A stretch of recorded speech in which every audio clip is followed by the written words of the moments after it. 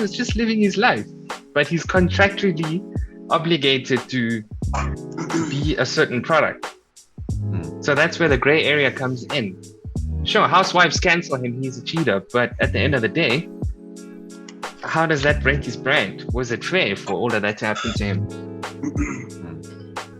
And do you see as well, and this is another thing that I've mentioned on the same platform, the importance of, if you are behind the scenes within the show business, watching out and being very wary of the type of human you sign to your brand, or the type of person you want to represent your image or your company or whatever the case may be, the type of person you want to manage yourself as an artist manager or as a sports person's manager.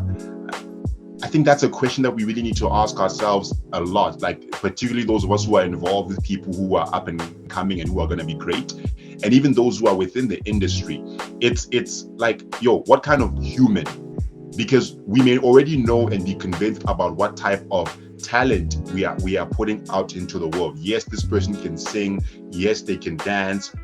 Yes, they're very good at making money in this specific manner.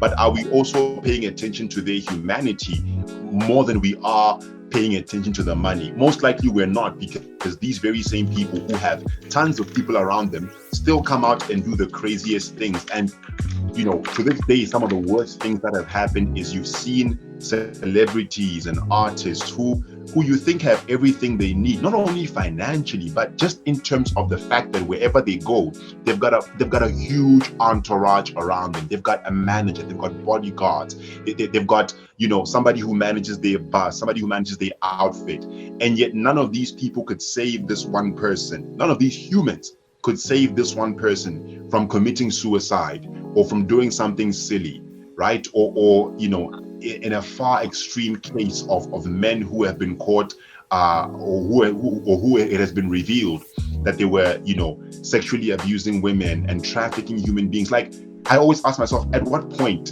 were you in the circle, and at what point did you raise your hand and say, hey, listen, I don't think this is the right way to go, I don't think this is the right thing to do as well? Or at what point, when you were, especially in the case of a Chris Brown, because here's the other thing, that ties into the whole Chris Brown thing with Rihanna. And, it's more than Rihanna. I mean, so other stories have come out that, hey, there are other females that he's been proven to be abusive to. Chris Brown came into the music industry as a very young man. Now, that's a very dangerous thing to do to a teenager, because one thing's for sure, he's going to be famous based off of his gift. But there's also the other question of, as much as we're working on choreography, as much as we're giving him vocal lessons, as much as we're working on the way he dresses and his public image, are we also working on his humanity?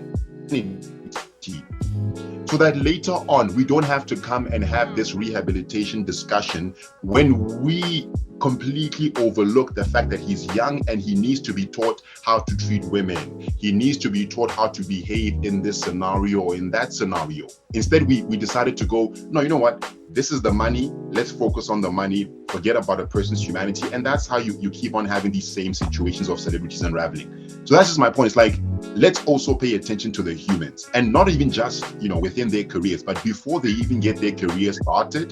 Outsurance, hey, know the type of person you're dealing with, especially because this is your brand. You want to convince people to buy insurance in the interest of their families, right? In the interest of their nuclear families, because every single Outsurance ad I've seen, for example, portrays a nuclear family. You don't hear anybody talking about whole house and home insurance or life insurance and they are a single mom or they are a single dad. It's always a dad and a mom in the picture, right? So it's like, if you're trying to put that image out there, let's also pay attention, not just to the gift, but the type of person you're putting out into the world as well, humanly speaking. Can I play devil's advocate there? Going back to following the money, at the end of the day, the discussion is more about the repercussions, because what happens up until that point, we can easily blame the parents, like raise your children better. Like that one is too big to discuss within this topic. But essentially, if you follow the money as a company, Outsurance, if I hire someone to be an endorsement, or I with the agent, I sign up this artist or this personality. There's plenty of other products out there, like other personalities I can go with. Why am I then gonna invest and try and clean up a product that's not actually working for me? What stops me from then just canceling that since you breached the contract and signing on with someone else? Like at the end of the day, that company isn't concerned with the person or the rehabilitation or whatever it is. At the end of the day, they have a budget. It falls under advertising, and they picked up that endorsement. Like they paid for a product, which they should get. If they don't get it, you can't hold it against them for canceling that arrangement. Like as cold as it sounds, I'm not trying to be cold. Yeah. I'm just playing devil's advocate and trying to address this elephant in the room. What I wouldn't even say you're playing devil's advocate, because I agree so much with you. It's not. Again, you're looking at the repercussions, and this is how the company should respond. And I completely think the company is within their right frame of mind, and like it's well within their rights to respond like that. I would respond that way. But I'm talking about more before we get even into the contract, before we hire Katlego.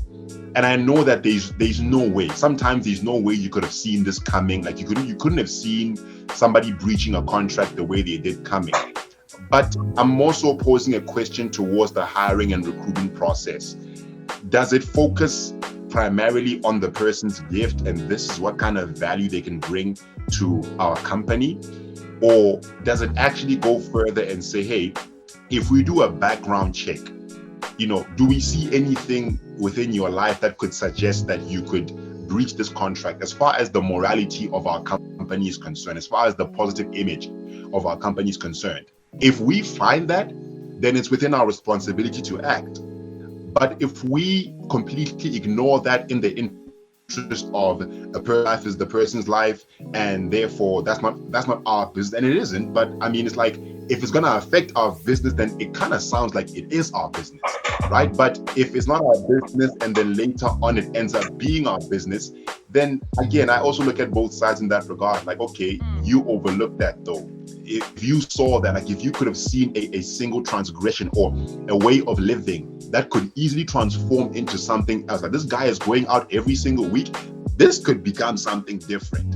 And if you don't address it, then, by the time it happens, it's like, okay, our insurance, you kind of played yourself over there. You get what